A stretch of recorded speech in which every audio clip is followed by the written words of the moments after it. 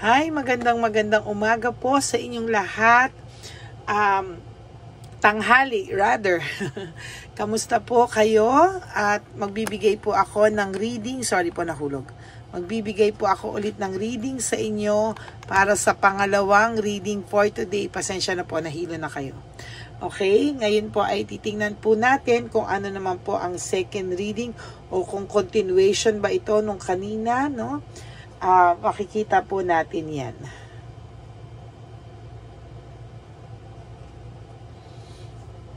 Okay. Tingnan po natin.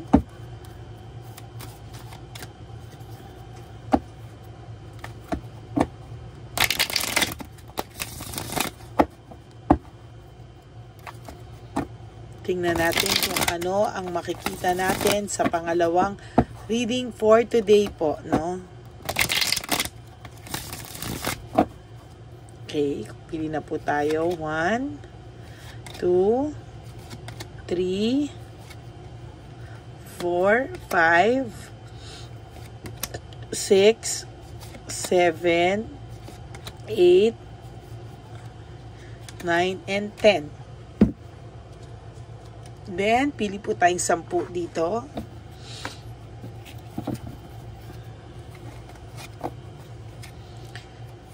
One, 2, 3, 4, 5, 6, 7, 8, 9, and 10.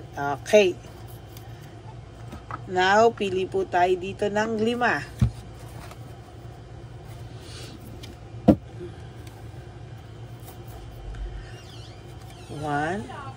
1, 2, 3, 4, 5. Yan, no? Tabi muna po natin to. Teka lang po.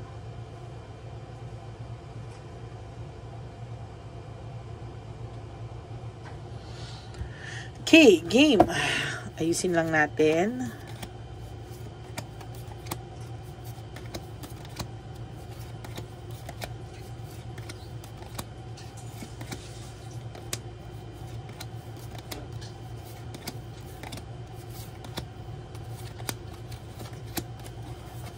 Ayan, okay. Tabi muna po natin to. Ay, sandali po. Hindi ko po makita. Wala po yung aking salamin. Saglit lang po. Papakuha lang po natin yung aking salamin at hindi ko po makita. Okay, so ngayon po ay meron tayong entrapment o self-victimization. Ano? Meaning, alam mo na daw po ang mga nangyari, nagkaroon na po ng clarity sa'yo at nasa sa'yo na daw po ngayon kung ikaw ay bibigay pa, magiging marupok pa, or paglalaban mo na daw po ito, no? Saglit po. Ito pa po. Pi. Yan. Ito pa po, no? Meron po tayong self-victimization, meaning, ikaw na po ang gagawa sa sarili mo ng desisyon kung ikaw po ay magmo-move on or itutuloy mo pa rin daw po yung ganitong sitwasyon. Nagkaroon ka na daw po ng clear mind and perspectiveness, no? Kailangan mo na lang daw po itong i-push, no? At wag ka na daw pong bumalik sa dati. Right now, your person is so lonely and may isolation, ano? May loneliness po itong taong to. Ikaw din po, kailangan mo ring i-isolate yung sarili mo from this person. No? From this person po talaga. May unexpected good luck po na mangyayari sa'yo. Don't you worry. At sa kanya naman po ay may disappointment na nangyayari. Actually, right now po, no? Panay po disappointment ang disappointment po ang nararamdaman niya sa oras na to. But siya naman ang gumawa nun, ano? So yung disappointment niya, hindi siya masaya sa choice niya. Hindi siya masaya sa partner niya ngayon. Yan. Hindi, talagang, sabi sa inyo feeling ko may continuation tong reading ko kanina. Hindi pa kasi ako talagang tapos no. Hindi siya masaya sa partner niya ngayon. Buti nga. Hindi ko po ilalagay buti nga. Ayan So, hindi po siya masaya sa karelasyon niya ngayon, no? O sa partner niya ngayon. Naiimpluwensyahan po nila yung isa't isa sa bad aura, no? Napakalayo mo po talaga dito sa kinakasama niya ngayon, no? Napakalayo mo po talaga. Ikaw, ang taas ng level mo, may pinag-aralan ka, maganda yung disposition mo sa buhay. But this person, to be honest with you, walang pupuntahan sa buhay, no? Maghihiwalay at maghihiwalay din po sila niyan sa tamang oras na tinadhana para sila ay maghiwalay. May lack of direction po ako nakikita dito, no? Somehow, kahit ano pang pakita nila sa Facebook na masaya sila, kahit ano pong pakita nitong person nyo sa inyo, na proud siya dito sa ano niya, hindi. Wag po kayong maniwala. Sabihin mo, tell that to the Marines. Sabihin mo po, sabihin mo yan sa Marino. Walang direksyon ang relationship nila. Lokohan at gamitan, no? Tama. Kahit kailan, hindi siya magiging masaya sa partner na ito. Because why? Ikaw ang peace of mind niya. Yo. Ikaw yung peace of mind sa magulo niyang buhay. Pero ngayong nawala ka na, wala na siyang peace of mind. He will, yan sinasabi ko, wala na siyang peace of mind. He will always be burned out and overstressed, no? Magiging overstressed siya, patong-patong ang kamalasan na pupunta sa kanya dahil sa mga sakit na binigay niya sa taong tunay na nagmamahal sa kanya. False success, hindi po totoo na masaya sila. Living beyond means, meaning yung mga gastos po nila o binibigay sa kanya nitong taong to ay hindi po galing sa kabutihan, kung di galing lang din po sa ibang niloloko nilang tao, no? There's this discouragement and insecurity. Yung babae po na kinakasama nito, yung kinakasama po ng person nyo, he or she will always be insecure sa'yo, no? He or she will never have peace of mind, no? Hindi po sila, dahil alam po ng tao din, no, na hindi po siya kahit kailan magiging tapat sa kanila, dahil yung ano po yung ginawa sa'yo, mas gagawin po dun sa person na to at mas doble ang tindi. Ayan, no? Yung sinasabi ko, she or he will experience this kind of heartbreak, suffering, and grief. Meaning, na iligtas ka na po, no? Hindi po ikaw ang nakaranas ng matinding sakit, no? Thank you, Lord. And thank you, Papa Jesus. Thank you, Divine Universe, na hindi na po ikaw ang makaka-experience ng ganitong klasing sakit.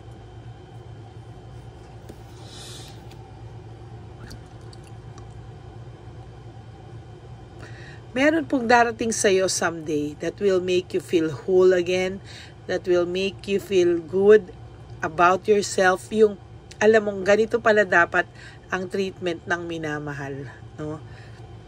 Naging sadista ka na po kasi sa sarili mo, no? Parang inaccept mo na lang na ito lang yung deserve mo. But the truth is, you deserve more than that, no? More than that. Taga mo to sa bato. One day, pagsisisihan niya po yung ginawa niya sa'yo, and magkakaroon po siya ng resentment. By that time, sana po hindi ka na maging marupok. Wag mo na pong haharapin itong taong to. Kasi you will only put yourself sa risk. Maawa ka po sa sarili mo. Mahalin mo po ang sarili mo. Unang-una. Ayan o, pinagtatawanan ka ni Chabilitang Palaka at ng mga friends niya. No? Pinagtatawanan ka po nila. Parang pinahiya ka po kasi dito. No? Pahiyang-pahiya ka po dito. Kaya pinagtatawanan at pinagmamalaki. Dito na siya ang pinili. At siya ang karelasyon. Hindi niya alam na someday iiyak siya ng dugo. Ay, no? May dissatisfaction and lack of inner joy. Yan po yung sinasabi ko na kahit kailan hindi magiging masaya sa partner niya ang ex mo. Hindi siya magiging masaya sa partner niya ever. Ayan, no? Because he will always have lack of inner joy and dissatisfaction. There's anxiety, trauma, and hopelessness.